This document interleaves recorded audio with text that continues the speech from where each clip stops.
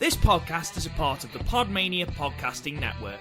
Check out podmania.co.uk to check out more of our great podcasts, features, reviews, match ratings and previews spanning the crazy and diverse world of professional wrestling.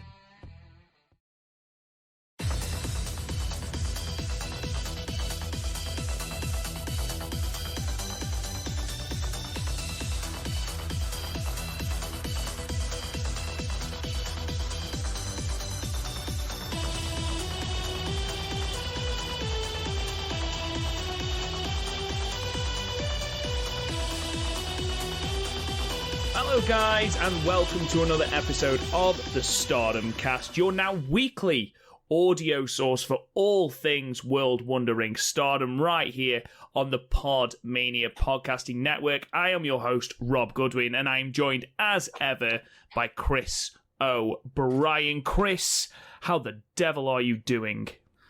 I have a lot of DVDs very suddenly, and I don't know how it happened. You have certainly been diving into the film train. Like, I've never known, for someone who has never seen any film ever, to the point where it's become a running joke, I don't understand where this sudden love of film has come from. Well, I think I started watching films, and it's like, oh, films are okay. This medium's alright that people have been going on about since the late 60s. Yeah, I think it's just something, I think it's because it's like, there's very little to be excited about right now. Like, I have fucking the government emailing me going, why don't you have a job? And I'm like, well, there's no jobs. And apparently that's not a valid excuse. But, you know, so I was like, oh, that's something to be excited about. And it's very cheap. Like, I got everything on my shelf for less than a tenner, which is incredible. And also I've watched 61 films, either the first time or the first time in 5 years this year. I'm so proud of you. You're expanding your horizons, and that makes me happy. You won't be happy because I've been ranking them in Jurassic Park's 52nd. Out of 67? Yeah, no, well, 61, sorry. It's 57th out of 61? 52nd. Out of 61? Yeah. You're not going to be happy with some of the stuff beating it, too. Pitch Perfect 2 and 3 are beating it. Sonic the Hedgehog is beating it. The new one? What, the new Sonic the Hedgehog as opposed to the old Sonic the Hedgehog? Don't you dare mock me when you've put Sonic the fucking Hedgehog above Jurassic Park. Let me explain. Jurassic the Park is very, very Jurassic the Park. It's very much a family movie, right? A family kids movie that you either needed to be around for during the time or a kid to see it. Because quite frankly, unless the T-Rex was on screen, I was very bored. Because Alan was meant to be like warming up to like these little children, and you know what? Two things. One, I kind of wanted the children to die. They were very fucking annoying. Two, fucking he acted towards those children like fucking Jack Nicholson did in The Shining, which incidentally is 12th on the list. And yeah, I'm not a fan at all, quite frankly. Jeff Goldblum and the T-Rex are the only things that save this. Must be humor about giant mounds of shit. Ladies and gentlemen who are listening to the podcast, you will suddenly become very, very, very aware of why Chris doesn't watch films, because he comes out with fucking monstrosities like this. Hey, there's some classics in my top 10. Silence of the Lambs, my favourite. There's Fight Club. Coco made me cry. Alien made me terrified. Pulp Fiction. I finally get the references. I remember watching it for the first time and then thinking, that's where the Call Direct adverts come from. Not the Call Direct, the car insurance advert. What's it called? Yeah, 118, 118. No, the Direct Line. Because I got very confused because when I was like 15, my brother bought me a wallet for Christmas and it said "bad motherfucker" on it, and I was like, well, where did you get this? And then it's like, oh, now I get it. I now know where the GIMP comes from. I now every time I drink coffee in the morning say that's some gourmet shit. It's great. What the fuck do you mean? I know that's where the GIMP comes from. That's not where all GIMPs originated from. I know, but people, have you ever watched Community? No. You should. It's very funny. But there's this in the episode, there's like in the series, there's like a Pulp Fiction homage, like Abed, who's really into films. They film from a Pulp Fiction party, and Pierce, the old guy played by Chevy Chase, is dressed as a gimp. And I'm like, well, why is he dressed as a gimp? Now it makes sense. Chris, I'm going to quickly just stop you there. Pitch Perfect 1. Oh, Pitch Perfect. I'm not even going to say it's okay, because you've completely smashed every single film ranking system that I can possibly wrap my teeny tiny head around by ranking both not only Pitch Perfect 1, but Pitch fucking Perfect 2 above Jurassic Park, which makes no logical sense. Actually, it's Pitch Perfect 2 and Pitch Perfect 3 above Jurassic. But fairly, Pitch Perfect 2 is 36, and Pitch Perfect 3 is 43. I've never been so sure of someone being wrong about life in my entire life. Honestly, you make me sad. Because I didn't like Jurassic Park? No, because of... Do you know what? We're not going to get into this now. I'm not going to rise to it, Chris. You're wrong. No, I'm afraid you're going to have to deal with it. I know exactly what you're going to do. When you do a watch along on Thursday, you're just going to drag Garth into it. I'm not going to drag Garth into it because I'm genuinely worried Garth is going to kill you. No, that's the thing, because I sent you both this list, and I was very much, I very much knew you didn't click on the link because neither of you were mad about where I put Jurassic Park. I honestly don't know how to come back to half the shit you're spouting, so I'm not going to bother. I did find out that both you and Garth fancy Emma Stone this week, yesterday actually, because I was watching Amazing Spider-Man, which is number 23 on the list. And what? Oh my god! Oh!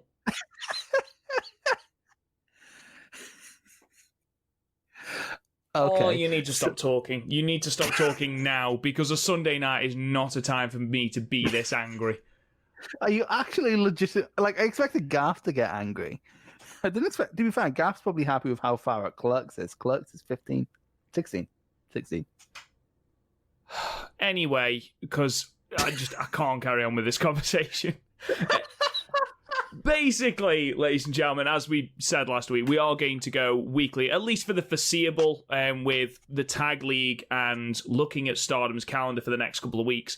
There are enough shows for us to sustain doing a weekly podcast based around Stardom.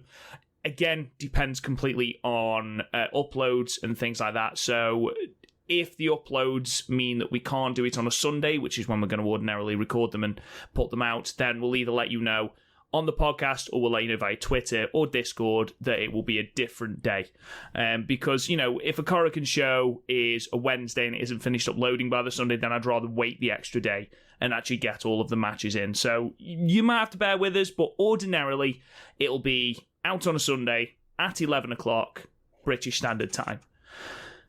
Anyway, we are in the midst of the Goddesses of Stardom Tag League. At the moment of the time recording, it's 8:20 on the 18th of October. I know that Nights 3 and Nights 4 have happened, but obviously they aren't up on Stardom World yet. However, we all need to thank Mayu, because Mayu has managed to push her match onto Stardom World, because apparently that was going to take a little bit of time, and she pushed the match between her and, let me get this right, Takumi Iroha. Takumi Ihara, yeah. No, Takumi Iroha. Apparently, a couple of people... I've been saying it wrong since fucking February.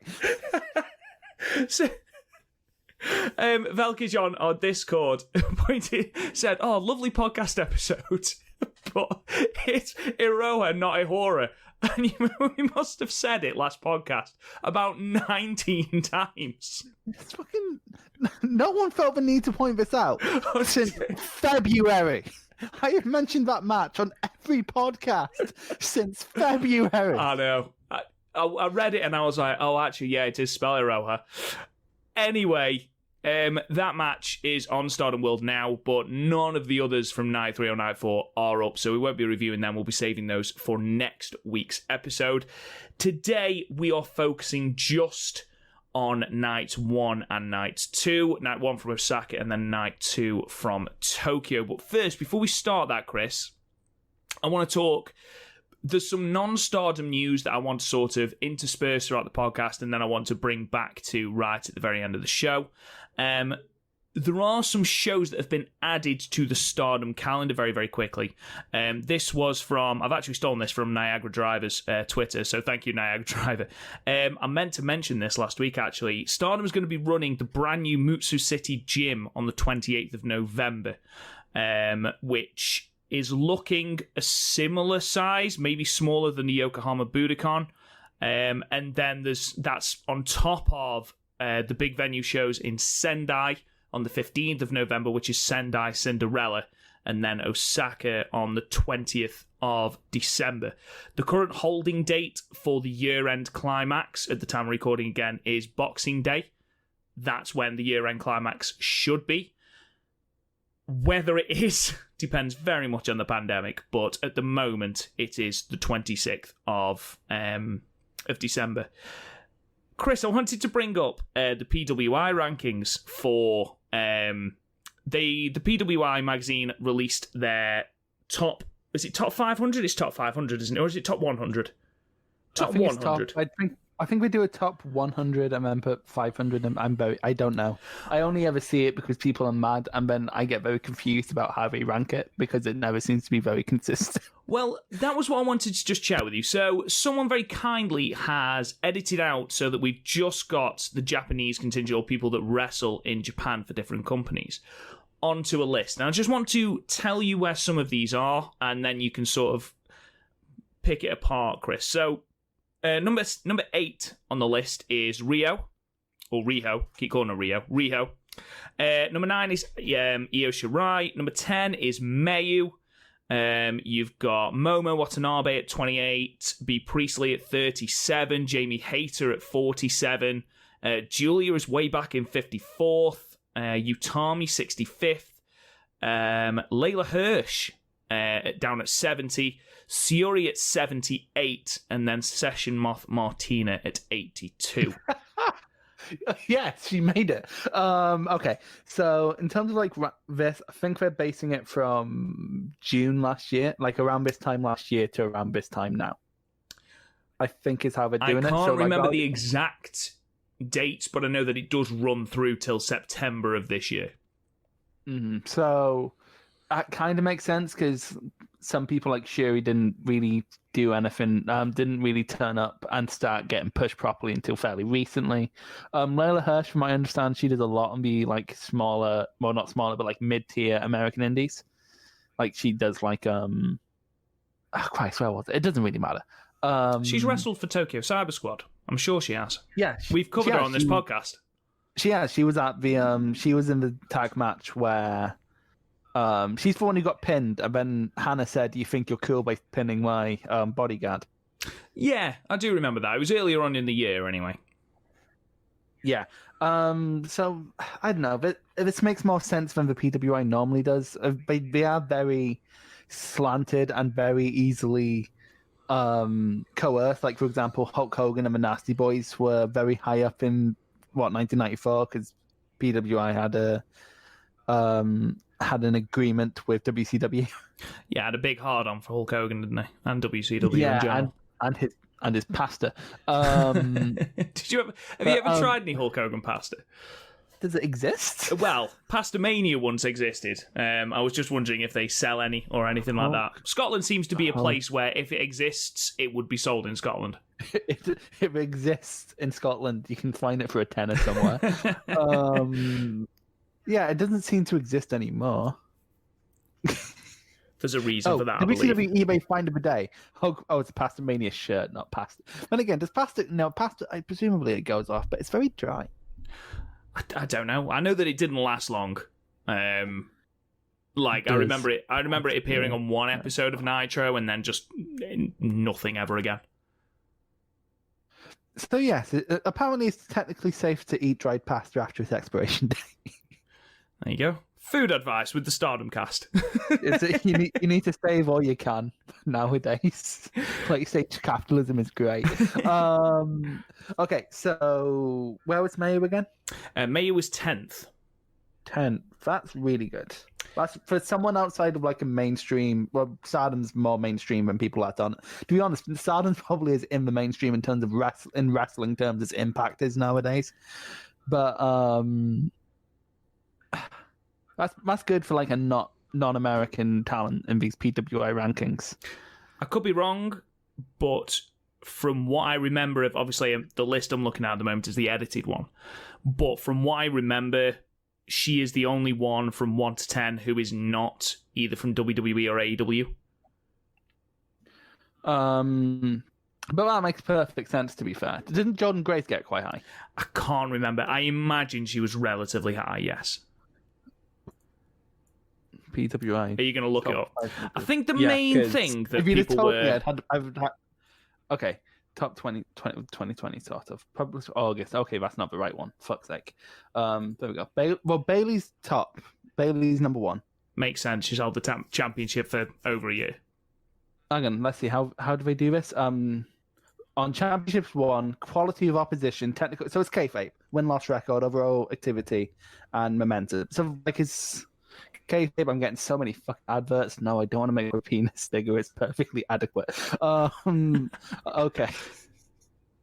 Close. It won't close. Right. So number 1's Bailey, then it's Becky, then Asuka, Charlotte, Banks, Shida, Tessa Blanchard 7th. Riho's 8th, Shirai's 9th. Okay, Grace is 19th. There you go. How the fuck did Kimberly get so high? What the fuck has she done?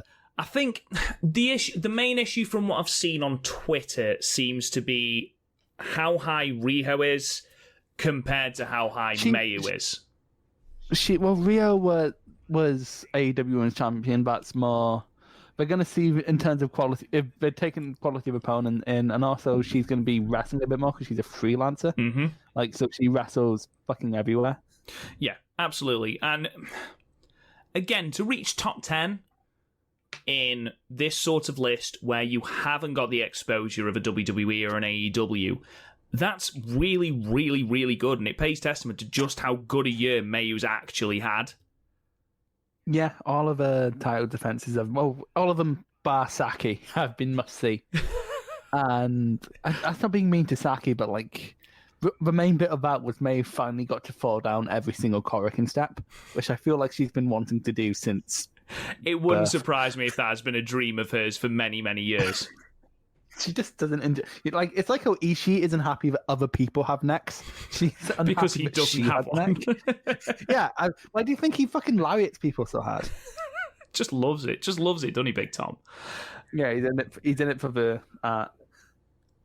So moving on from that, I just wanted to get your thoughts, really, basically, Chris. I thought, to be honest, when I first saw it, I was like, it seems fair. Even though Riho didn't. I mean, she wrestled a bit for AEW, and then once the pandemic hit, obviously she hasn't been able to, and she's been depending on freelance work in Japan. But she was the first winner of the belt, the women's belt in AEW, which is at the moment the second biggest wrestling company in America, and certainly at the moment top 5 in the world. So, you know, she's obviously going to be relatively high. Taking it as a personal thing, I would love Mayu to be top 3, but, you know, she's not going to be. She doesn't have the exposure of a Becky Lynch or a Bayley or a Charlotte, does she? So she's not going to be that high up. Moving on from the PWI top 100 women, we made a massive faux pas in the last podcast. Aside from mispronouncing names, we also ballsed up the schedule for the Tag League. Because apparently... You're the stats guy. You ballsed it up. I just went along with it. I know, because apparently Stardom can't do something simply. So, ordinarily, if a tournament is split into 2 blocks, you would assume that everyone in each block would fight the people in their blocks. But no. Apparently, in the Goddess of Stardom Tag League, this is straight from the English Stardom account. In the Goddess of Stardom Tag League 2020, each team will face all the teams in the other block. So the Red Goddesses team do not face teams in the Red Goddess block. They face all the Blue Goddess teams. And then, obviously, the same for the blue. And then the teams with the most points in each block go on to the final. Why? That's so unnecessarily complicated. That's so confusing. I don't understand why. You get the same amount of matches as well. Exactly. It doesn't serve any purpose. Why do I feel that's what happened last year and I just didn't notice? I don't know. I wasn't watching last year. So at least I have that excuse. You don't have an excuse. I didn't pay close attention to Tag League because New Japan's burned me one too many times. So yeah, what we'll do is, once we get to the end of these 2 days, we'll reassess what we said at the end of the last podcast and sort of give a sort of adjusted preview of who we think is going to win, who's going to be the final, things like that. Now that we know that each team isn't going to be facing the same block because, unnecessarily complicated. Anywho, let's move on to what we are here to review. So we're here to review the first 2 nights of the Stardom Goddesses of Stardom Tag League. We'll start with night 1, obviously. Seems a pretty good place to start. From the 10th... If we're doing the Stardom way, we'd start with day 2, but then also review day 1 as we go along. Start with all the death matches. So we're going to start with night 1 from the 10th of October. Osaka, Japan, Edion Arena, Osaka 2, in front of 283 people. We started with the opening ceremony and then moved on to a singles match with Saki Kashima defeating Mina Shirakawa at 6 minutes and 35 seconds with My Emblem. Chris, what did you think of this match? This was fine. Saki's she's a good measuring stick for someone. Because you're not going to have a bad match with Saki. You're not going to have a great one, but if you sting it up with Saki, you're probably doing something wrong. It's like X-Pac back in the day. My first note here is new girl a jobber now. Because I did forget her name. But Mina Shirakawa. Yeah, I forgot Shirakawa's name. But I was like, is she a jobber? Because she's losing to Saki. It's very strange. And I'll talk a little bit more about where we find... Fist, but didn't, none of the strikes looked amazing, but they all landed well enough. We'll talk a little bit about where we think Mina is after the tag match of night 2. But I do agree with you. It was very strange to see Saki get the win over Mina here in preparation for their tag league match. Yeah. I agree. Her moves were okay. There's nothing that stands out glaringly as horrendously bad, but there were moments where she was noticeably behind Saki. I wasn't massive on that pendulum.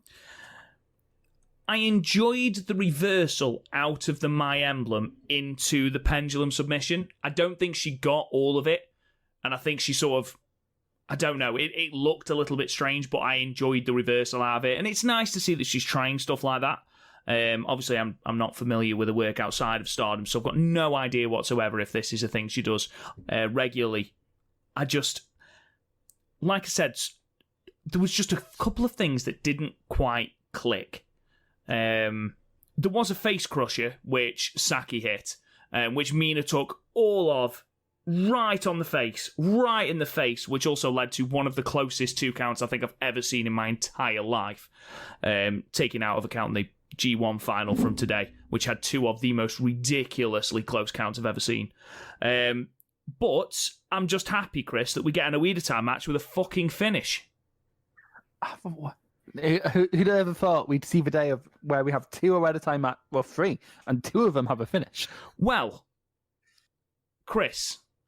yes. I rated this 4. There's not a lot that we can say about it otherwise. Yeah. Speaking of Iida time matches with a finish, we move on to match 2. This is what I needed after the 5-star. After that 5-star, this is what I needed. I know. Was more Natsuko Tora singles matches on a tag league show. Match 2, Himeka defeats Natsuko Tora at 7 minutes and 2 seconds via... disqualification because fuck's sake. At a certain point, human resources have to step in.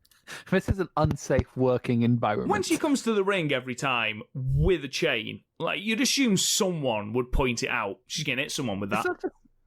It's not just that. Is the referee deaf because the chain is so loud? I was going to point that out. The sound of that fucking chain in every Iida time match, not even just Tora's. It was in the Black Widows match later on the night. It's going to haunt my nightmares, just that chain everywhere. every single match. It makes no fucking sense. Absolutely no fucking sense. It annoyed me even more because nightmares. Yeah, because it annoyed me even more because up to that point, this was actually a decent match.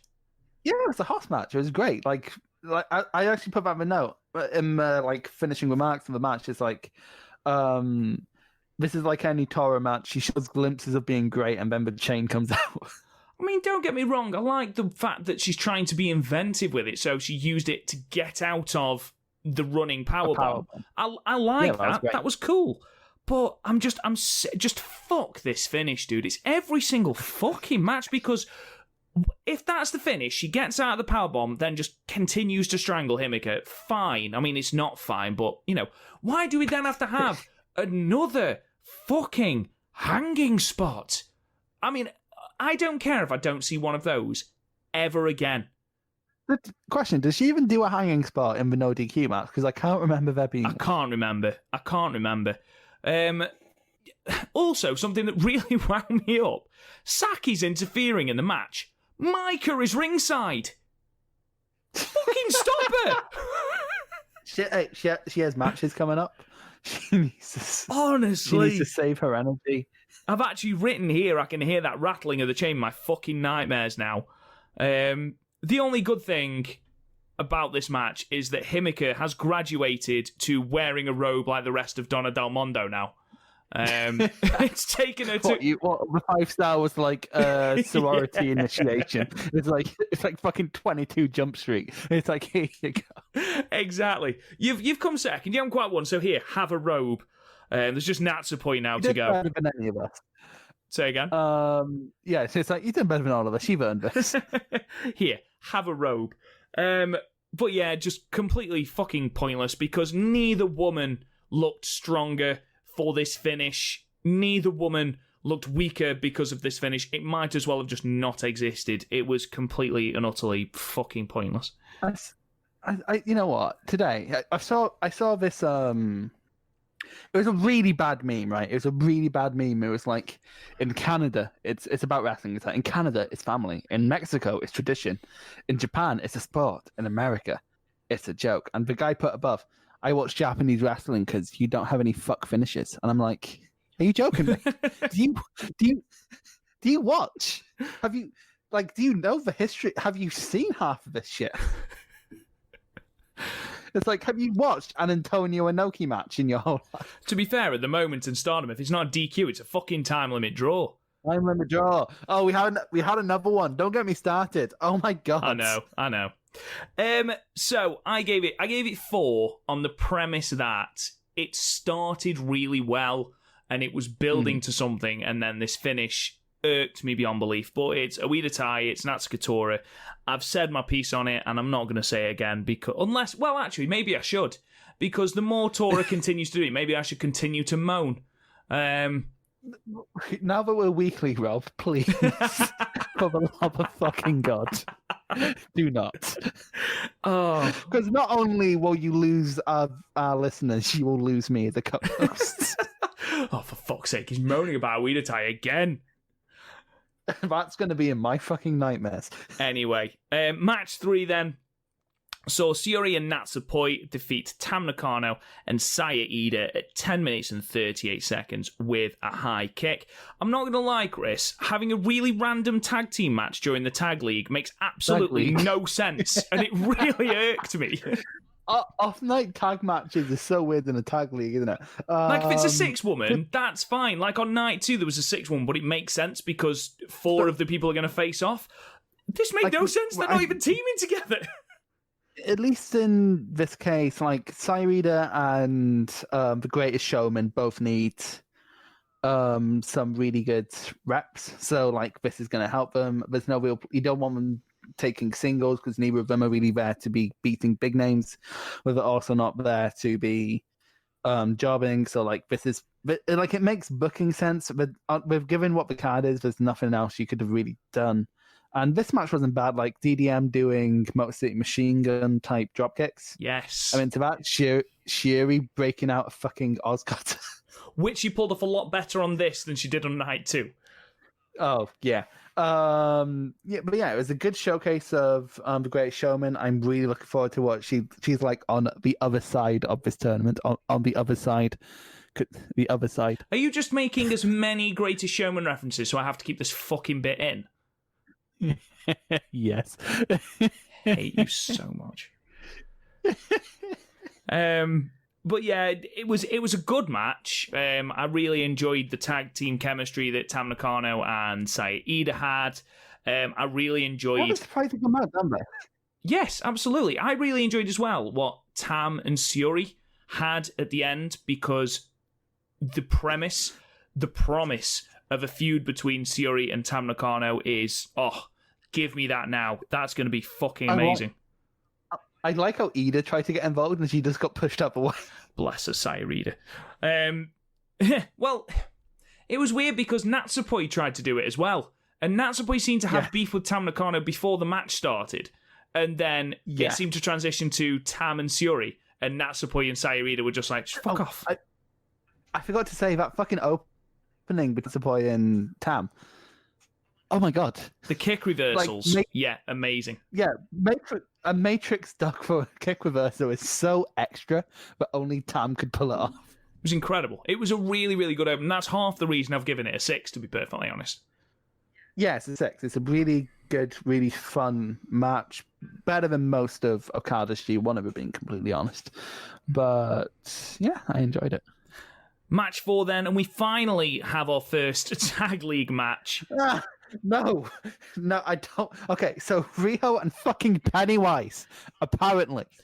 Match 4 sees Color Me Pop, which is now Gokigen Death or Goihen Death, and Rio defeating MK Sisters at 9 minutes and 54 seconds with a roll-up. I mean, for a start, we've got Death, who Stars have put a spell on her. If you take what they say in their pre-match promos, they've put a spell on her to make her more in keeping with the Stars aesthetic. No, because she comes running out full tilt like this childlike nightmare version of a circus clown, veering full tilt around the ring.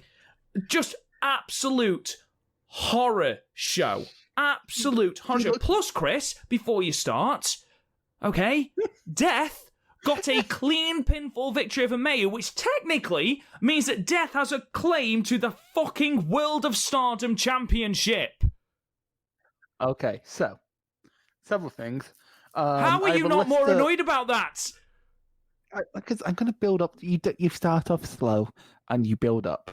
It's a lesson that All Japan never learned. Anyway, yeah. I have a lot of clown jokes, but I'm going to try and spread out over the duration of Tag League. But Mr. Tumble does have a claim to the World of Stardom Championship. I am genuinely scared by Mr. Tumble. Mr. Tumble... You know what? I'm just going to get some of these out of my system. You know what she looked like? She looked like... You know the Simpsons episode, Lisa's First Words? Yes. You know the Bart bed that Homer built, the clown bed that Homer built for Bart? She looks like that, and I can't get over it. But like, there's good things in this match. There's some good lucha things between Rio and Kid at the start. Then my notes just start going, oh God, get away from me. Rio is now dancing with the clown. Why does the clown dance? The clown pinned Mayu. What? Yeah. To be fair, it wasn't completely clean. Mayu was caught by surprise. I think if you're going to do that, Rio's the better person to get the win. I guess you're trying to get TCS people as many wins to make them look a bit more as part of Stars, but she doesn't look part of Stars, does she? Does old Death? She looks... For a start, she's called Death, still. Yeah. Not a very Stars name. I personally think Mr. Tumble is a better name. But yeah, but I just don't... I understand we sort of let Death's new aesthetics take over this whole match, but like, I saw a picture of it on our last recording session on Tuesday, and I kind of thought it's not going to be as distracting as it looks. No, it's exactly as distracting as it looks on paper. If anything, it is more distracting, to the point where Mayu went for a kick and had to stop because she pissed herself laughing at Death doing this horrible crying clown face. Mayu having the time of her life here.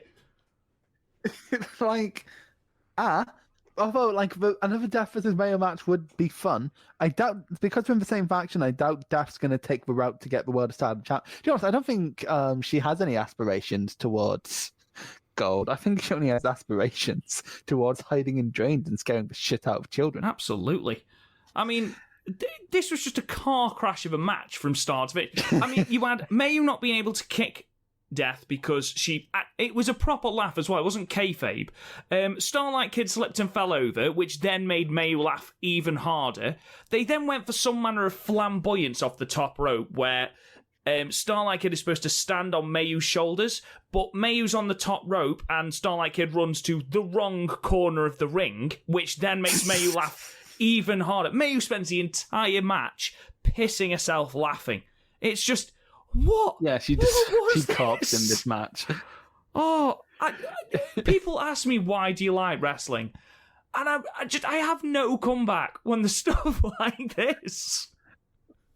Oh, I sent a picture of, there was a point in this match where Rio had Starlight in a hold and Death went underneath Rio's legs, and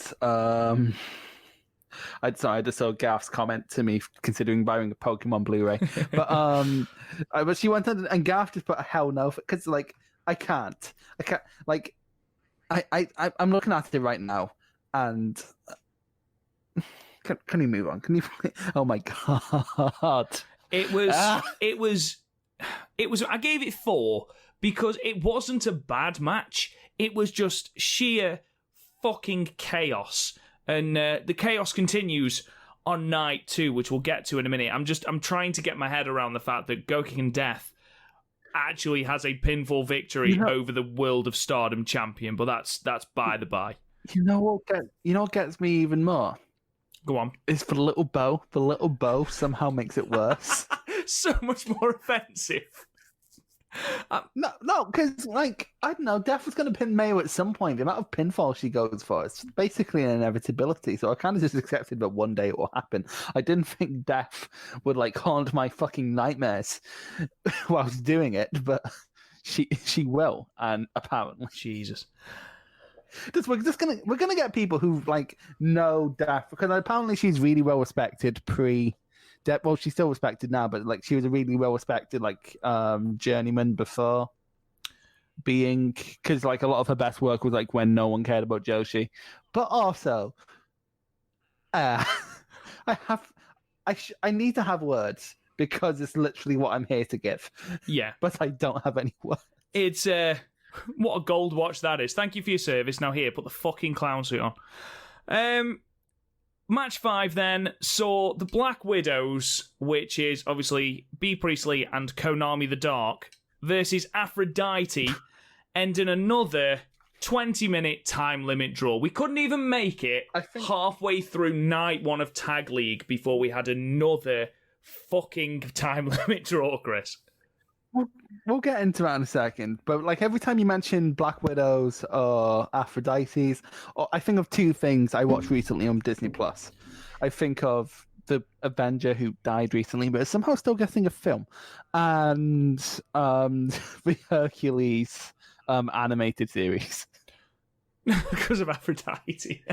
Aphrodite, and she has her own theme song. It's like Aphrodite, the goddess of love, and it's great, and you should watch it. But like, one thing across the 2 nights which surprised me, and I know it shouldn't surprise me at this point, but Utami's really good in the grapple exchanges. Really, really good. That's something I've actually got noted for both matches that she's in.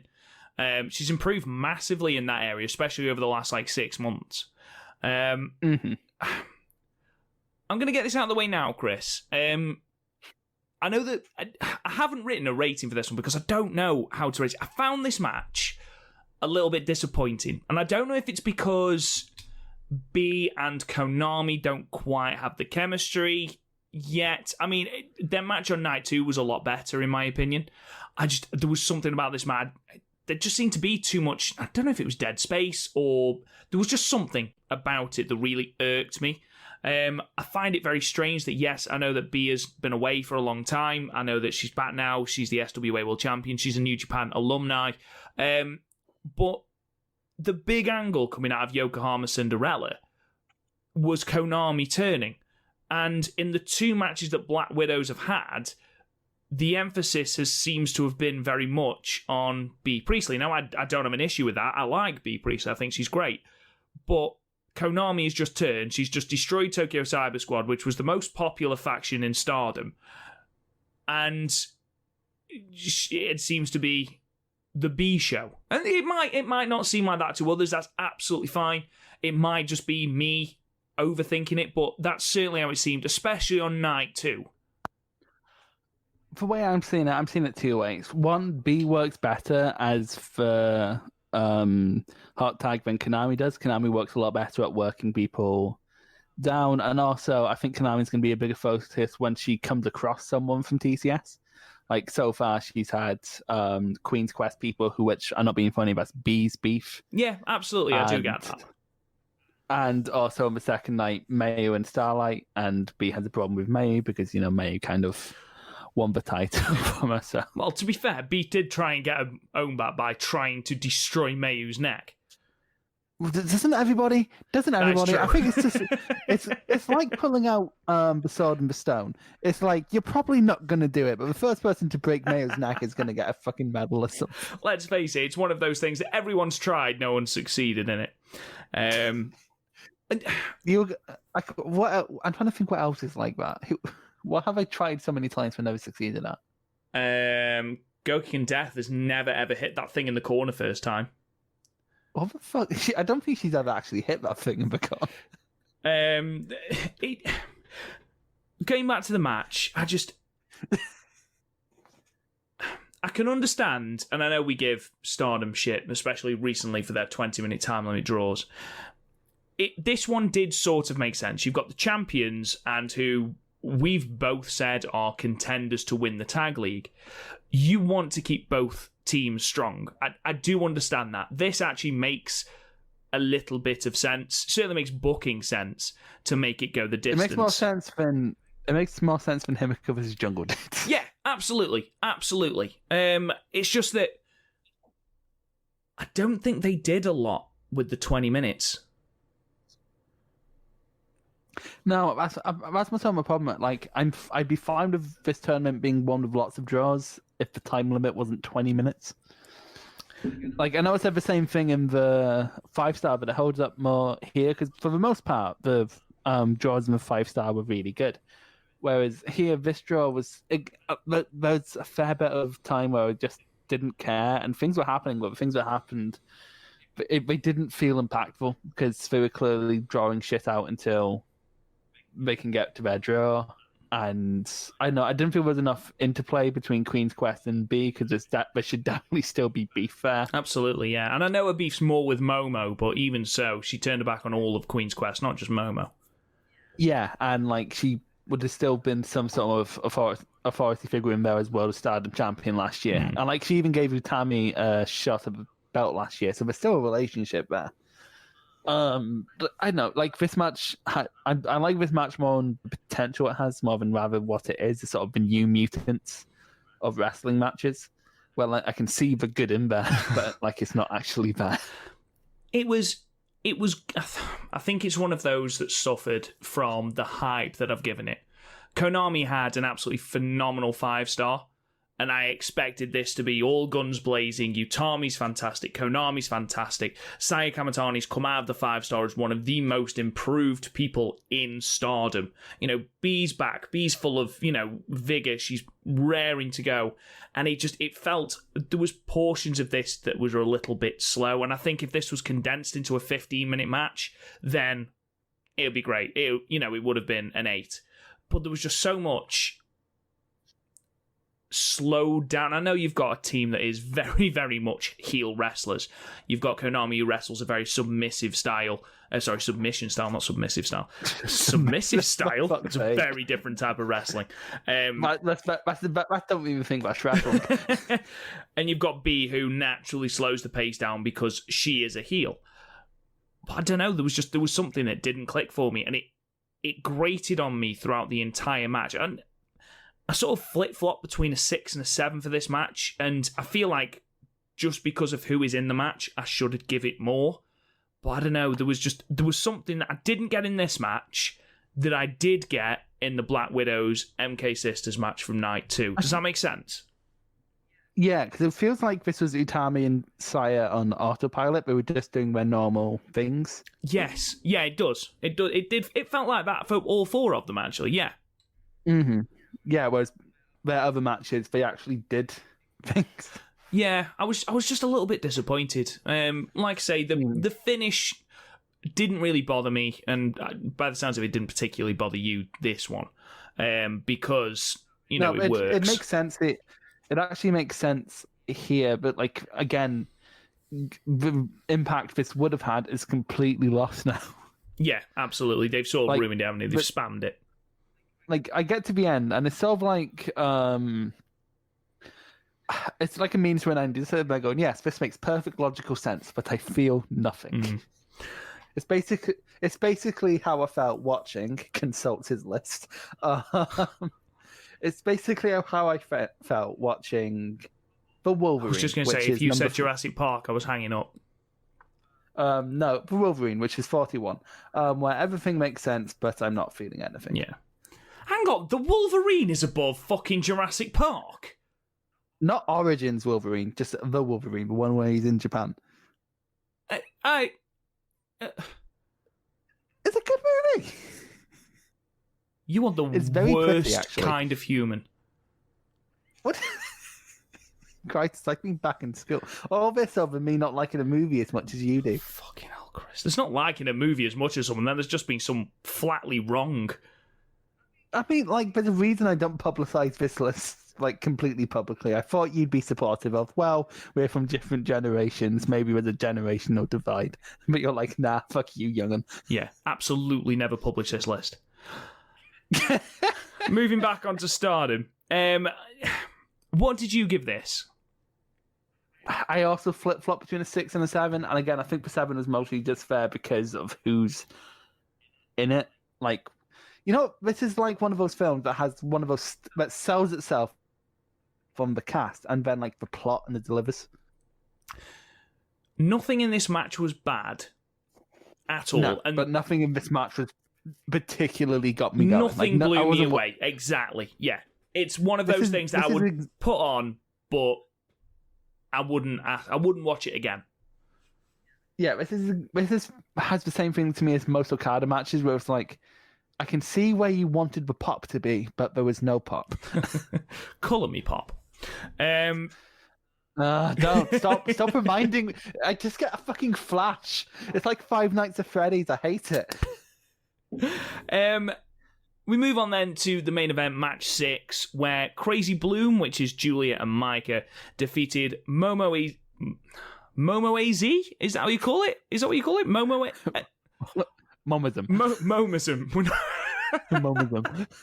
I've become really paranoid now that I know that I've mispronounced Takumi's name. I'm really, really paranoid about it. But here's like, I'm pretty sure, like, if they read my name for the first time, they'd call me O'Brien. In fact, most people who read my name for the first time do call me O'Brien, and I hate it. Is it not O'Brien? No, it's O'Brien. You know it. You introduce me every podcast. Yeah, Crazy Bloom of Julia and Micah defeating MOMOAZ, which is Momo Watanabe and Azumi, at 14 minutes and 54 seconds with Enka Itoshi. I thoroughly enjoyed this match, Chris. This was a really fun match. Skipping to the end, just very quickly, Micah has a new... Well, I'm pretty... She might have used it before, but I don't remember using it. A new power finisher. And using it against Azumi was a good idea because it's the only time she'll actually look like a powerful person, because Azumi's tiny and Micah's about average sized. Micah's new gear, which I wanted to talk to you about because I think the old gear fit her character better, although I know in the long term it doesn't actually matter. Her like, old gear, no I think... Yeah, there was no frills. Like, no it was frill. I'm rock solid. You ain't getting past me. That's yeah, all for wrestler. Me, it was, her new it was gear, like Shibata or Suzuki for me. Exactly. The new gear, I think, fits the aesthetic of Donna Del Mondo better. I think it fits DDM better, but it doesn't fit Micah better. Well, you weren't a fan of Utami's new gear either, were you? Well, I wasn't a fan, but now, like, I can't it's like one of those things where now that I'm used to it, it's like when Okada went to the trousers, and like I hated it at first, and then I'm like, yeah, I can live with the trousers. I'm kind of there, like, because ultimately gear doesn't matter unless it's that fucking. Unless you're Def Yama-san, the gear doesn't really matter because, like, I'm not going to notice if the match is good. It's just something that, like, sprung to mind when I saw the new gear. I liked what you said earlier about Micah hitting the power finisher. I mean, she has used the Enkaratoshi before quite a few times, but I do like... You talked last podcast about how Mike was trying to portray this powerhouse character, and she was potentially doing that against the wrong type of opponents. Utami. She was definitely doing that. Yeah, Utami like and Jungle. Exactly. Because that's what she put out, like, especially that Spinebuster, because she couldn't get him up properly. But, like, with Azumi, like, she's going to bump around you and make it look great. So, like, it made perfect sense here. I'm finally starting to like Julia. Yeah, I agree. I agree massively. And I know this is going to make a lot of people who listen to this podcast happy. Julia is quickly becoming one of my favourite things about Stardom. She's not one of my favourite things, but, like, I'm now just, like, actively fine with her being there instead of, like... actively fine. Like... It's how I feel about Jurassic Park. She's for Jurassic Park. No, I'm kidding. She's better than Jurassic Park. But yeah, Julia going around the ring like a fucking house on fire. She's moving really fast, and again, a lot of her offense being like big boots. Like, I think it's because that start they overpushed her to sort of get her to that point, sort of like the same thing we did with Evil and like Okada back in the day in New Japan. And I'm sure Stardom was doing it, but I've only been watching the year, so like she's the first person to have that happen. And so, like, now we're in the stage where she's just being pushed like a normal person. I don't dislike it now, and actually, I kind of enjoy her when she's there. So, yay! I've changed my opinion. Some people may not let me let that go for the rest of my life now. I did really enjoy the Julia and Momo exchanges, especially that Julia really picked up the pace to match Momo. And this I really enjoyed. There was a moment where Julia hit the Glorious Buster, but really sold the exhaustion of trying to keep up with Momo and wasn't able to cover and had to tag Micah in. Micah excelled in this match, like we said, playing the powerhouse character. I think she just needs to pick who she does it against. There was a superplex off the top rope, followed instantly by a stalling vertical suplex on Azumi. That looked nice. That was great, but also I like to have this match. It escalated in such a way where superplex was actually a big deal. Yeah, absolutely, and genuinely, you know, even though no one is ever finished off with a superplex anymore, I genuinely believe that will be the finish because it built to that. It escalated in that way. It was like, for me, it reminded me of the old women's matches from older takeovers, like where like if you wrote down what happened between the ropes, you wouldn't be blown away, but like it was paced in such a way where these fairly simple things meant something. Yeah, absolutely. Kind of like his Kenta Miyahara match. In a way. Stop it! He's one of the most prolific figures in Japanese wrestling. I'm going to compare in some way. They did mention the postponed singles match from the original Yokohama show between Momo and Julia in the pre-match sort of promos, and it wouldn't surprise me if we're going to get a program between the two later on down the line, especially as there's 3 big shows and year-end climax left this year. I would be completely down for that. And I'm trying to remember who beat Julia in the 5-star. Himika, and Himika's challenging. Who's not going to challenge? No, Himika is challenging at the next Korakuen.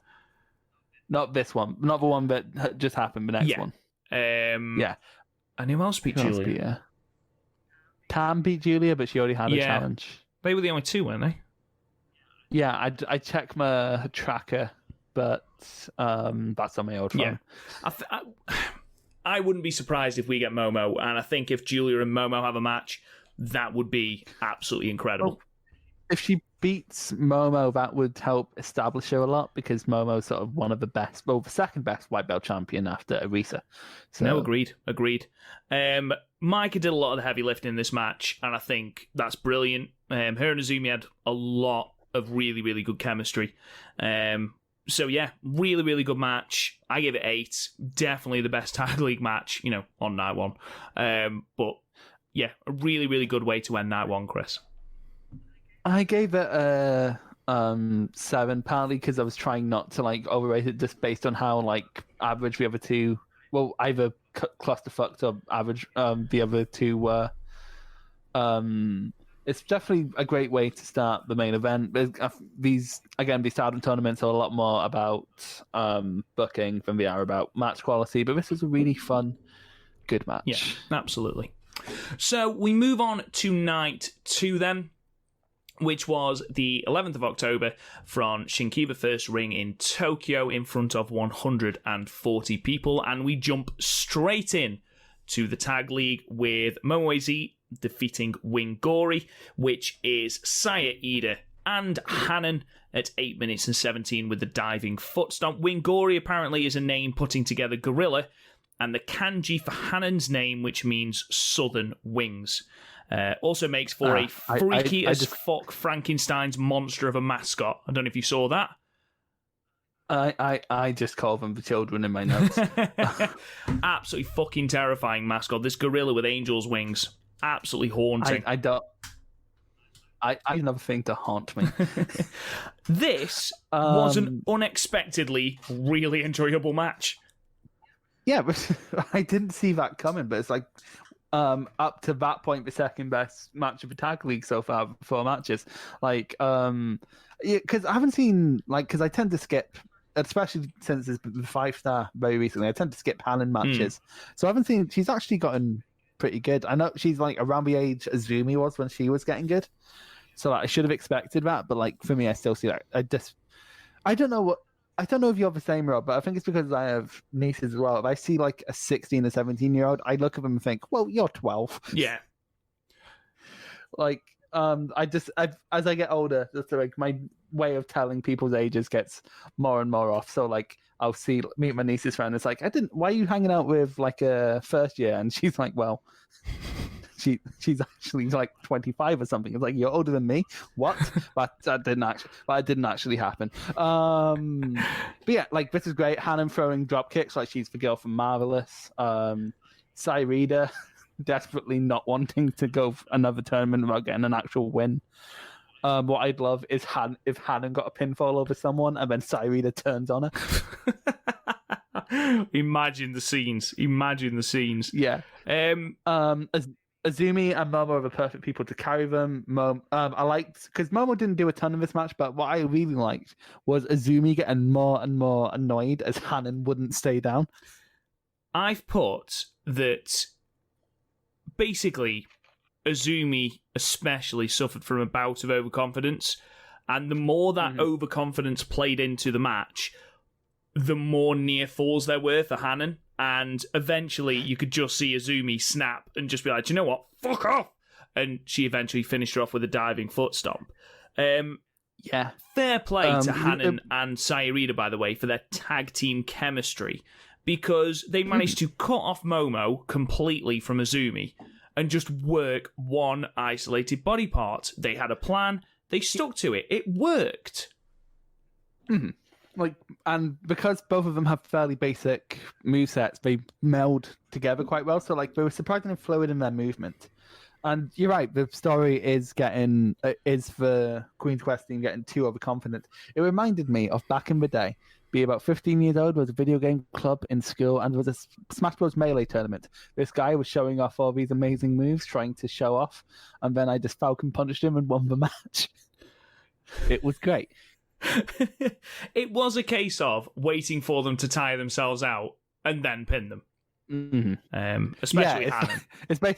It's essentially the tactic I take when I'm looking after my nieces and I need them to go to bed. It's like, we'll get tired eventually and then I'll send them. But yeah, I really, really enjoyed this. I gave it 7 stars. I thought this was a great match.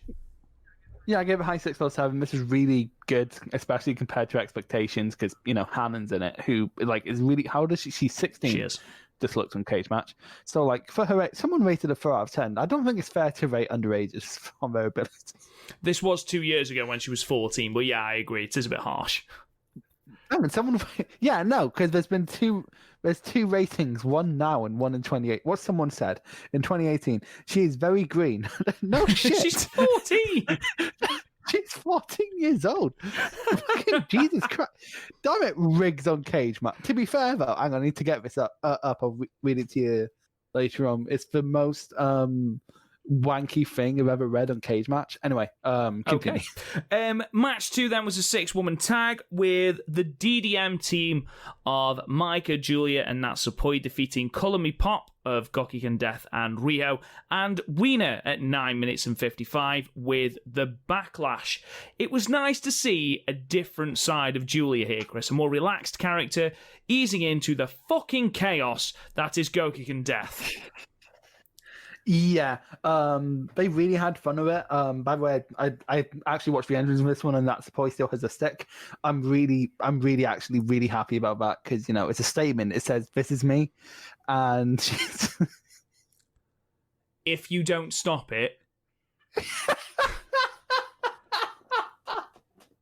Can I get one? Can I please just get one in an episode? I fucking hate you so much. Oh, by the way, before I got the review up because it's insanely like it's about the Shizaki versus Kano match from a few months ago. Then hang on, I've lost it. There it is. I'm reminded of an instance a handful of years ago involving Jack from the YouTube wrestling news hub Cultaholic, a forum that is predominantly focused on the news and discussion of major wrestling companies, WWE, AEW, New Japan, etc. On the off chance they report on lesser known and infrequently discussed pockets of the wrestling world, they are often sloppy and inaccurate in their reports, such as Jack describing then recent Noah heavyweight Kano as a originant of Dragon Gate. Jack and Cultaholic at large were mocked by the small but vocal pure wrestling community for such a glaring oversight. While I understand, do you see how this has nothing to do with the match? I understand the outrage. In retrospect, I feel if this comment has aged quite well, as Keno is the most over-the-top thing to ever happen to the arc since Chris Hero. I'd like to thank Jack the Jobber of former What Coach and Notoriety for putting into words, intentionally or not, what wrestling is truly about. Match was all right, I guess. 5 out of 10. I don't I imagine he has an imaginary glass of wine there, which is definitely Schlur. Why were you telling me that? Because we were doing Cage Max and reminded me of it, and I've been meaning to show you it in every podcast since I read it, back in August, but I haven't had the opportunity. Anyway, we can continue. Okay. I feel like I've just taken LSD. There was a moment where Julia physically sighs when she realises she's got to get in the ring with Death, which is really quite funny. It's like she thought she was getting in the ring with Rio. Rio, and she's like, "Oh, good, I'll test my skills." Death, fuck. Sake. Then there's a moment where they try and do this triple team submission on Julia, and Death tries to jump on Julia's back and just topples off, which makes Julia laugh in the middle of this submission. Oh my god, just ridiculous. We then get sassy Death when she does her thing in the corner. She susses the crowd and goes, "Death, yeah, my death." And it was like, what the fuck am I watching? Never go that quiet again when doing the Death thing. That was really uncomfortable. Death, yeah, Stop it! Stop it! Oh my god!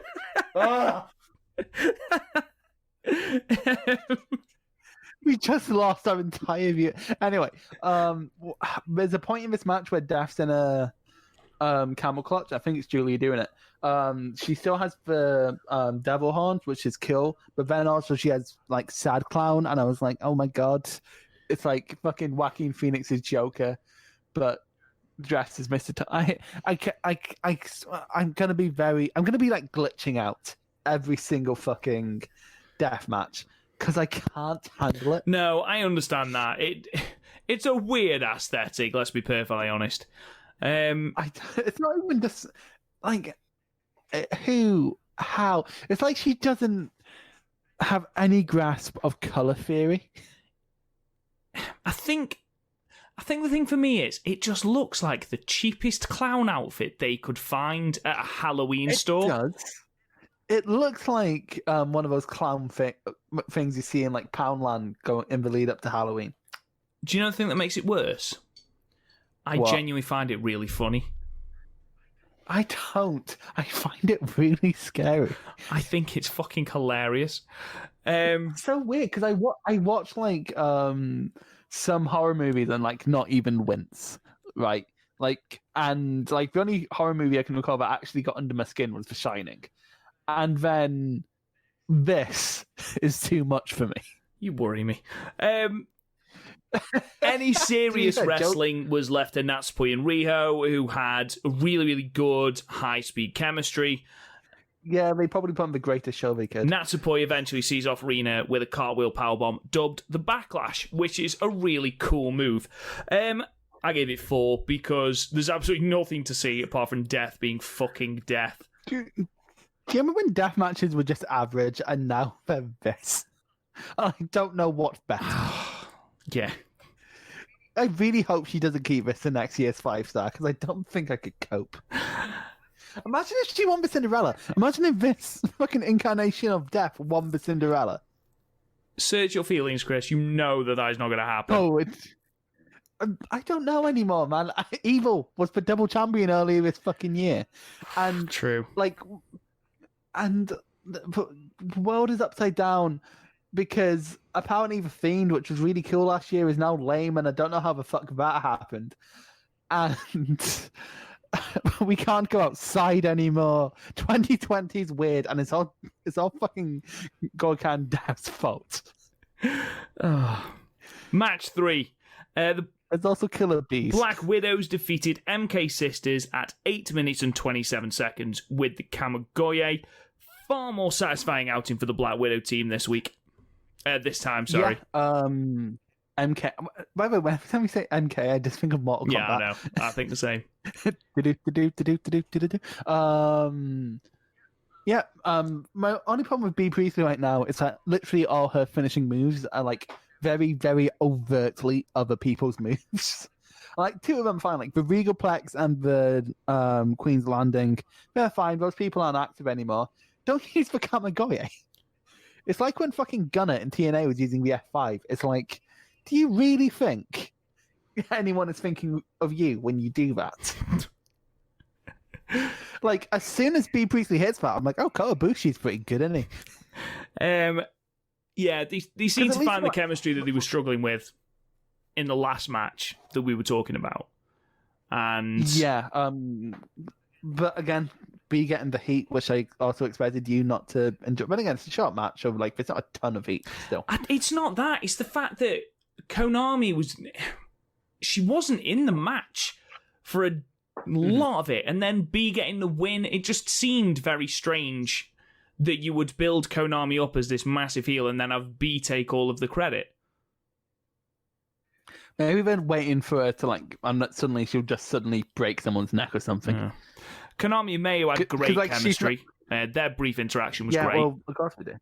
Yeah, Starlight's really good. I love Starlight jumping around the ring. She's like actually trying to take on Lucha influences, which is nice to see. Yeah, makes it she stand adapted out. some of her offense as well, really, really well. There was a satellite DDT for one, and then she countered a takedown from Bea into a code breaker, which looked brilliant. She did that in the Yokohama Cinderella match against Azumi as well. Mm-hmm. Like, Starlight's just getting... I think she might be... Is she the most improved? I'm trying to think if there's anyone more improved. Well, Tall Saya, surely. Yeah, but like... In terms of percentage, probably. But in terms of my enjoyment, no. Well, actually... I didn't enjoy Julia Otoa, now I do. Okay, so it's very crowded, the most... I like this match, Dave. This was a fun match. We talked about Starlight and how improved she is in her offense. That ultimately proved a downfall. She had this satellite DDT, which took Bea down. She tried it again, and finally Bea actually caught her, stopped it, and then that led to the finish, the Kamigoye, which obviously topped it off. They call it the Bea trigger. Well, no, they don't. They call it the Kamigoye. Oh no, it's the V trigger when she does like the Kamigoye into the V trigger, which is so much cooler and like helps set her apart. Why did she stop that? Yeah, I don't know. It was a good match though. Yeah, well, mate, Very quickly, though, May's super kicks are getting really, really, really good. They are. They were really good in the Yokohama match against Suri. Because I think it's down to how the person taking it sells it. Because like when we do the staggered leg, it actually feels like it connected. It's not like when like I don't like shitting on the Young Bucks. I do really like the Young Bucks, but a lot of their super kicks, the reason they got so over is because of the volume they hit, not quality. Nah, I got that. Like if May's kicks are Reese's peanut butter cups, then the Young Bucks super kicks are Smarties. What the fuck are you talking about? Well, you get less Reese's peanut butter cups for the amount you get for Smarties, but Smarties aren't as good.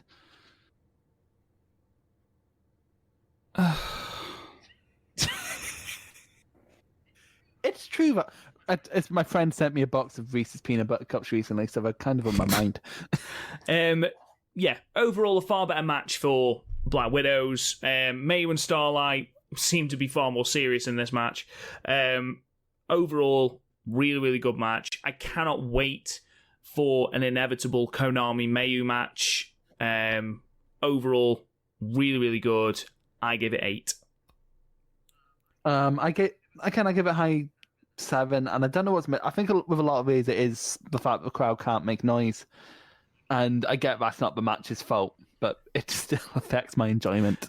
I'm probably being too harsh. Well, no, because it affected my enjoyment of this next match. Match 4, Dream H defeated Devil Duo at 12 minutes and 4 seconds with the GSS.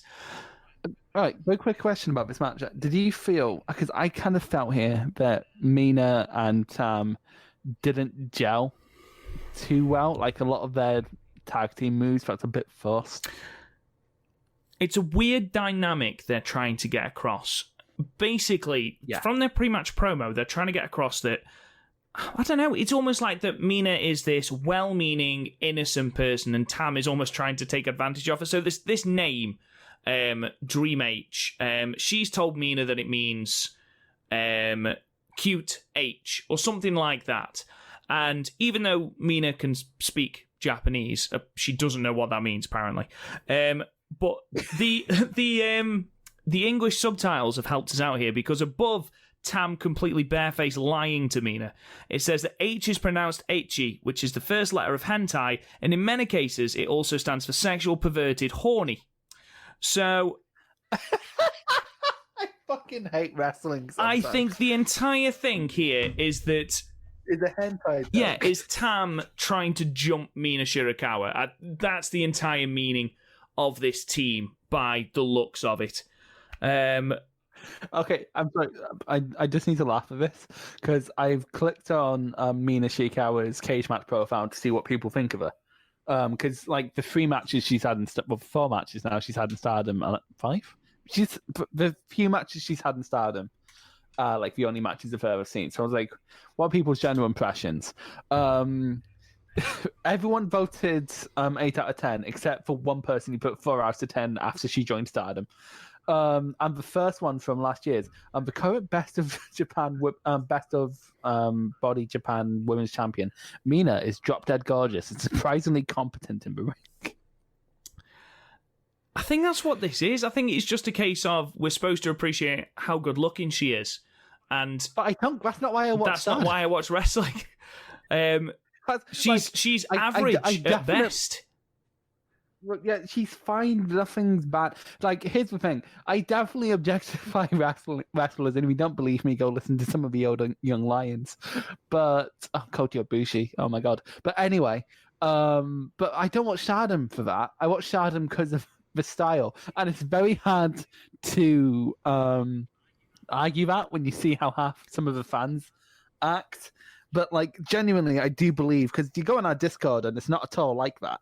So I genuinely believe that they're playing to that audience because they're the most likely to spend loads of money. And I have very complex thoughts on idol culture, and at the very least, I don't like it as part of my wrestling.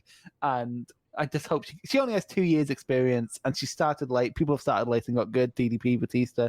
So she could get good. She's not bad, certainly. And she only has a couple of years of experience. And you've seen how quickly people have gotten better as soon as they joined Stardom. It happened with B. It happened with basically everyone in DDM. So I do hold out hope. But as it stands now, I don't like these 6 8 out of 10s on cage match. I'm not seeing it. I'm not at all seeing it. The problem for me, I mean, this was an average match in every sense of the word, but at least there was a definitive ending, sort of. She's better as a babyface in peril than she is as the hot tag. And she seemed to be used as the hot tag in this match, which made no sense. She still does seem really green. I love the fact that... Which again makes sense. Yeah, absolutely. That's not a negative, but she does look green in this match. I love the fact that Tora was having absolutely none of her bullshit. Just kicking her and just going, fuck off. Just leave me alone.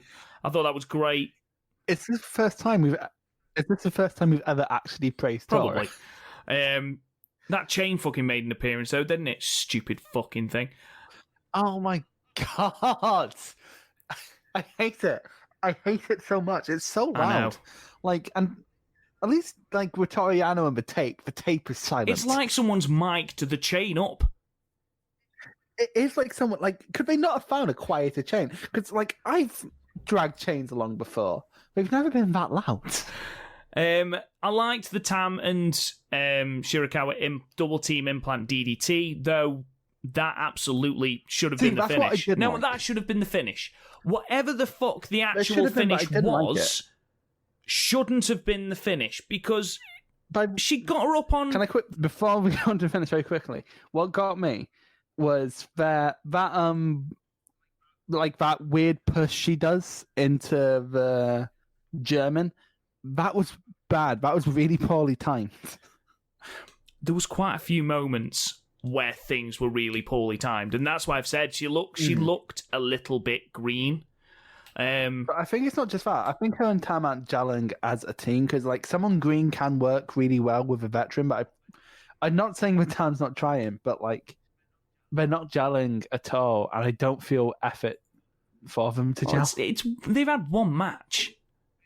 They have had one match, but like, I don't know, Konami and B are gelling fairly well after one or two matches. No, because we've just gone on about how their first match, they didn't gel.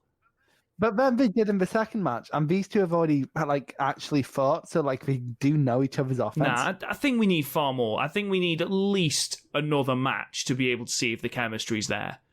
It doesn't seem to be a thing for me the same way it is for you.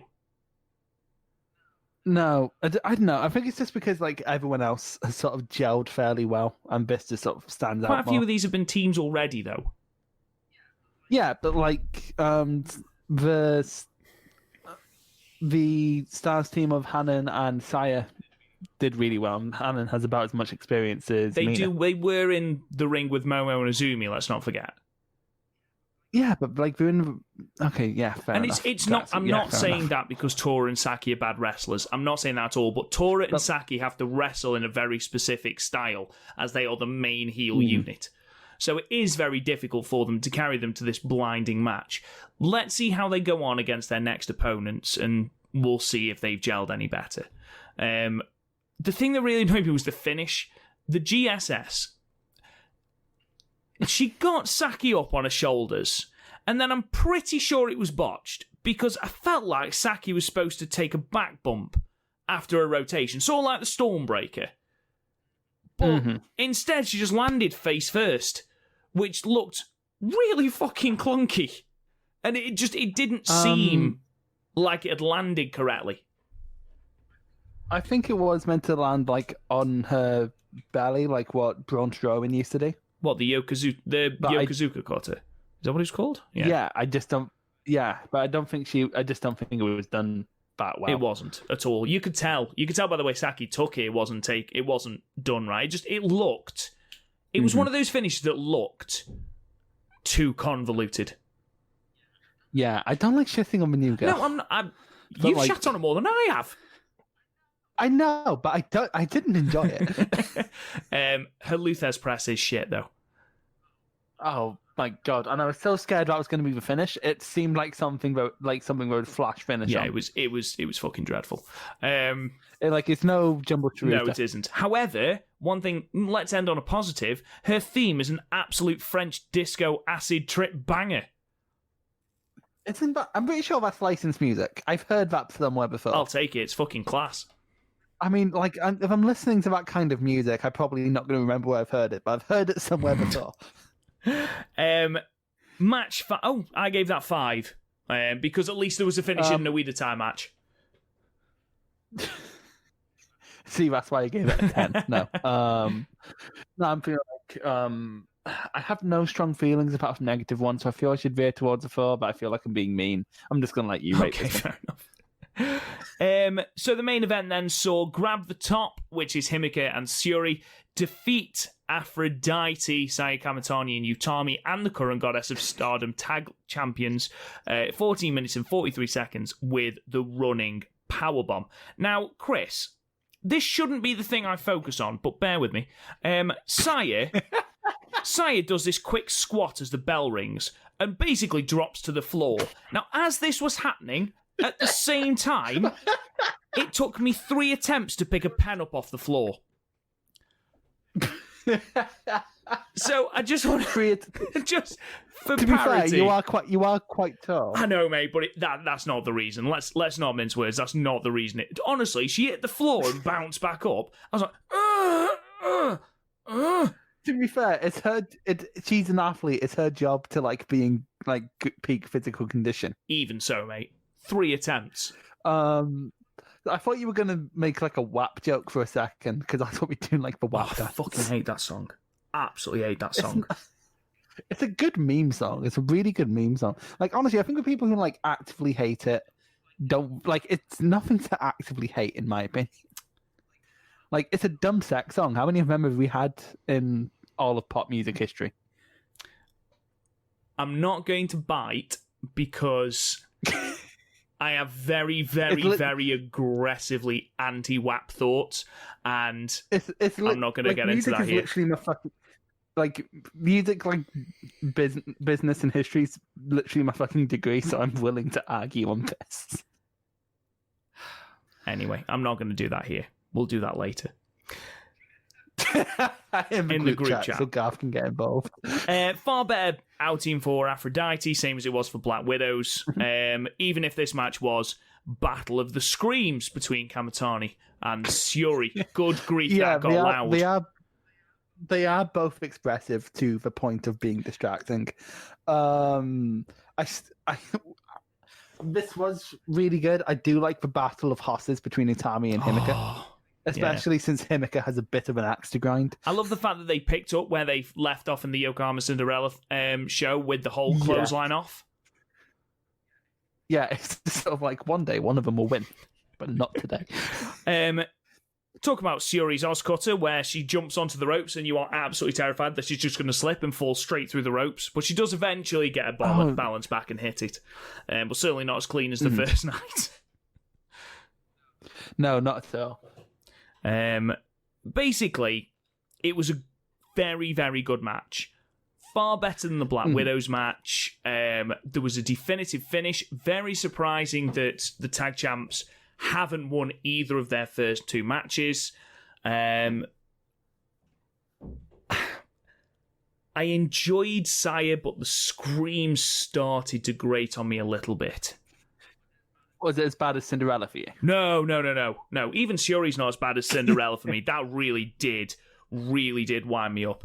But there was a story here with Saya. She's basically, she's got history with Himeka from the 5-star and, of course, from the tag team match at Yokohama. And she attempts to go full-on gung-ho and try and match Himeka beat for beat. And that opening exchange, it causes her to lose that opening exchange, and then ultimately trying to go gung-ho at Himeka causes her to lose the match as well. And I thought that was a really nice wrinkle. I thought it was interesting that considering the move that finished off the tag team match at Yokohama, she didn't even attempt to hit here. Utami, again, looked great. Did drop Himeka on her head, with a sidewalk slam, which looked very, very uncomfortable. To be fair, like I think people are still sort of like it's been a few months, but I think people are still adjusting to working with someone as tall as Himeka. Yeah, I get that because I mean Utami isn't small, but Himeka is definitely the taller one. She's not exceptionally tall though. How tall is Utami? Utami is cage match. Oh, she's 5'5", so she's about the same height as Garth, and Himeka is 5'7", so they're actually not that far apart. They just because it's amazing because like Himeka looks massive. It's like how when you see like the stats of Big Show next to someone, it's like he's not that much taller, but Big Show just dwarfs him still. Yeah, somehow. Exactly. You look at some of these, like you look at Mayu, and Mayu looks really tall, and you actually look at how tall she is, and we are both considerably taller. She's 5'4". Well, yeah, but like we're considerably taller than everyone on the roster. That's true. That is true. Like that's not really a fair comparison. No, it's not. When like if we compare, like I think Garth's a fair comparison. Like not to be mean, he's just shorter. And like Garth is like an inch taller than Himeka. So I think he's got to that point in his age where he just sort of starts receding in height. Does that actually happen? I know Hulk Hogan got shorter, but that's apparently because he fucked his spine doing leg drops. Or at least that's what he says. Of course, it's what he says. It's like, yeah, bro, I used to be 6'4". What did you think of this match? I enjoyed it for much the same reasons you do. I like that Saya isn't going for the Phoenix Splash. I forgot what it's called.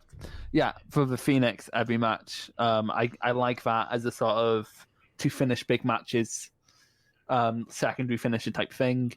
But I do think she needs a better finisher than the running shooting star. It's a weird middle ground that I'm feeling here.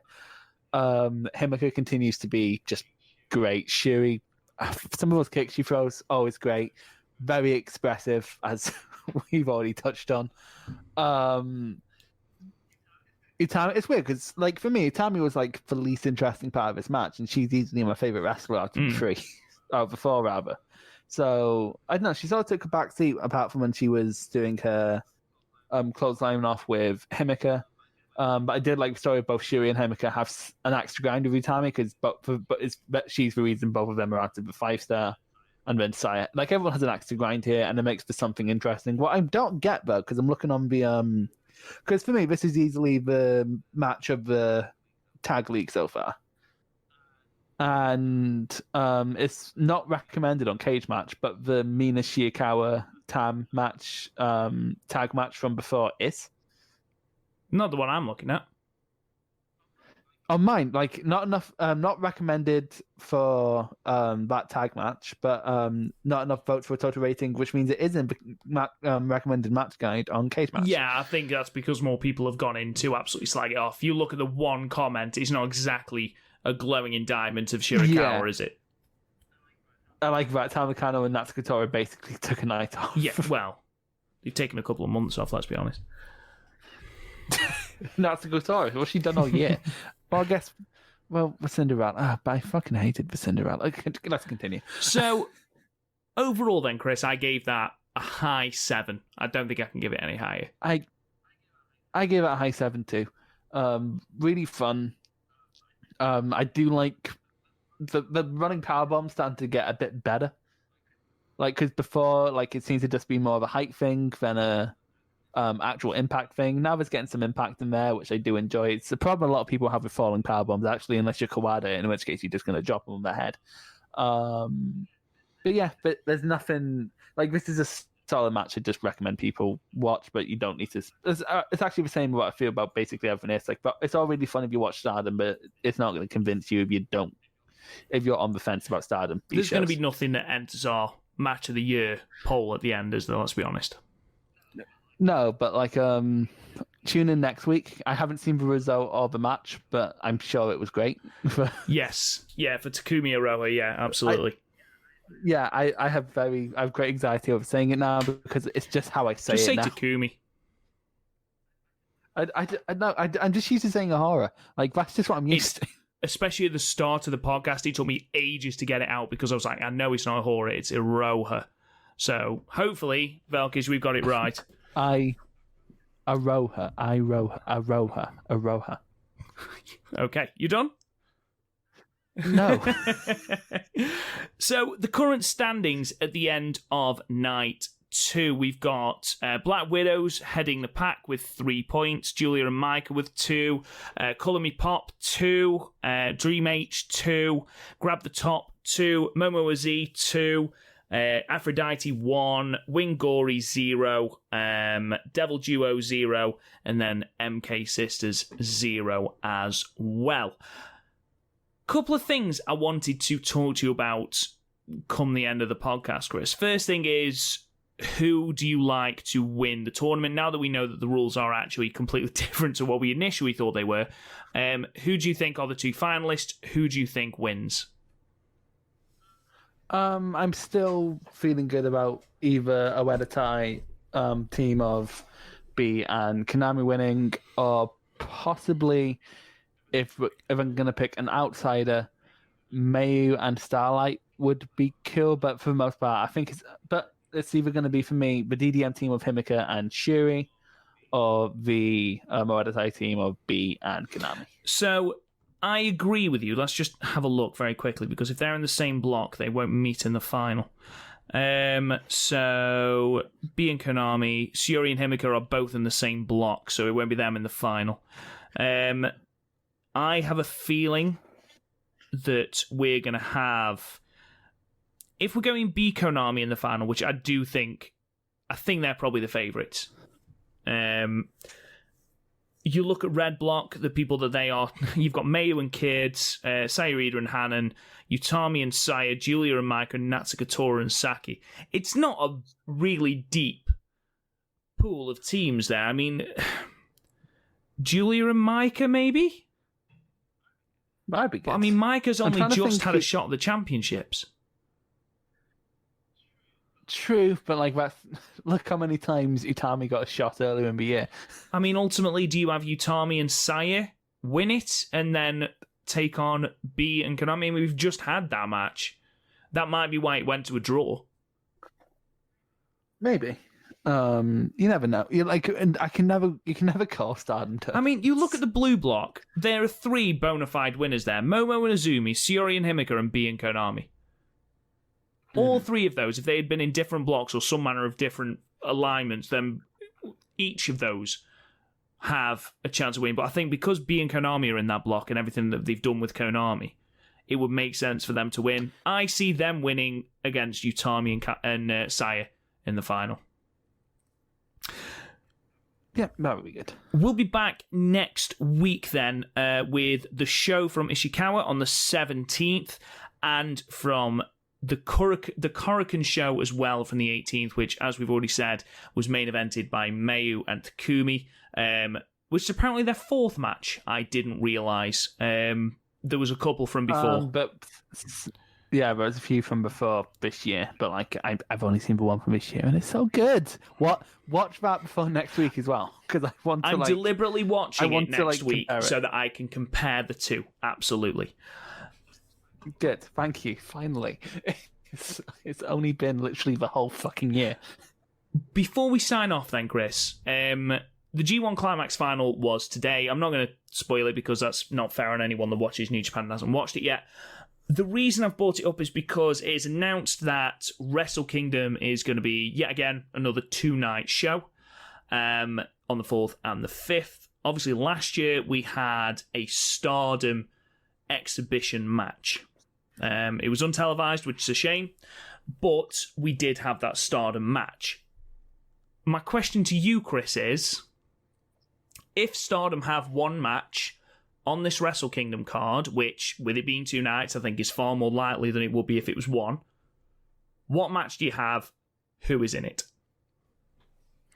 Oof. Well, you have 2 options. You can do what you did last year and take sort of your 4 big pillars, which now 2 of them are gone. It's really... I was actually thinking about it earlier, how much different the landscape is going into this tag league as it was going into last tag league. It's fucking insane. But you can do like your showcase, or you can do your title match. Having your title match in another promotion might be seen as bad, but also like WrestleKingdom's had Triple Crown defenses before, so I personally would go for a red belt defense with Mayu, assuming she's still champion at the time, taking on. You can't spunk a good one up the wall because really at the end of the day you're not drawing. So maybe Mayu versus B rematch if you want heels, because B's now known to the New Japan audience. That's what I was going to... Don't forget as well, that match from Wrestle Kingdom wasn't televised. And if that's the case, do you want a red belt defense on a show that's not going to be televised? Assume that it's not going to be televised. Oh, we're assuming it's not going to be televised. Yeah, go for another tag match.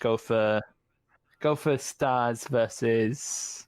Well, because you need Mayu in there because she's your... So, like, go for Mayu and Tam versus Julia and Shiri or something. I agree to a certain extent. I think they will have an exhibition tag. I think it's just an easy way to expose people. You don't want something that's got too much storyline in either, because obviously people who aren't fans of Stardom aren't going to know the storylines.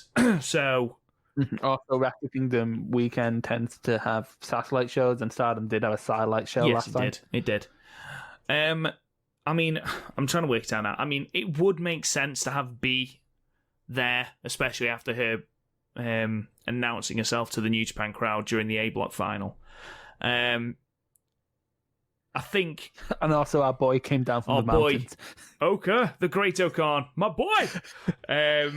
Like, literally, I think that's literally it reinvigorated our love of New Japan more than anything the G1 did. Fucking great Okan, I love that man. I haven't seen him. Only seen him wrestle once all year, but you know what? It was a bad match, but I still love it. I think you've got to have Julia in there. So what you could have is Mayu and another. Could be a Tam, could be a Momo, taking on Julia and B. Oh, so like have representatives from each... Well, there's 5 factions. There are 5 factions, but there are also an even number of people in a match unless you do a triple threat, in which case you're going to miss 2 out. Or you could do a 6-man and have everything mixed up. You could have a 6-man. 6 women are inherently less entertaining than tag team matches, though. Yeah, you could have a 4 corners match. But then again, you're going to miss one... faction. Oh, no, you're not. No, because TCS is gone. Oh, TCS is gone. Oh, I'm still not over it. So that is right, yeah. So, yeah, just have So Mayu and Momo so have a Queen's versus Julia and B actually works. Yeah, because it's better than having Tora. Well, Tora's not going to go there, is she? Yeah, no, we don't allow chains in the Tokyo. Gets taken off by that beeping machine, the metal detector. That beeping machine, fucking hell. My head just went there. I couldn't remember what it was called. To be fair, I had that the other day. It's like, what, I was like, what are those big cars that take things places? A bus. No. It was a van. But what's even worse, I had that brain fart in front of my 11-year-old niece, and she was like, "It's a van," and I'm like, "Don't you start getting fucking sassy with me, little shit."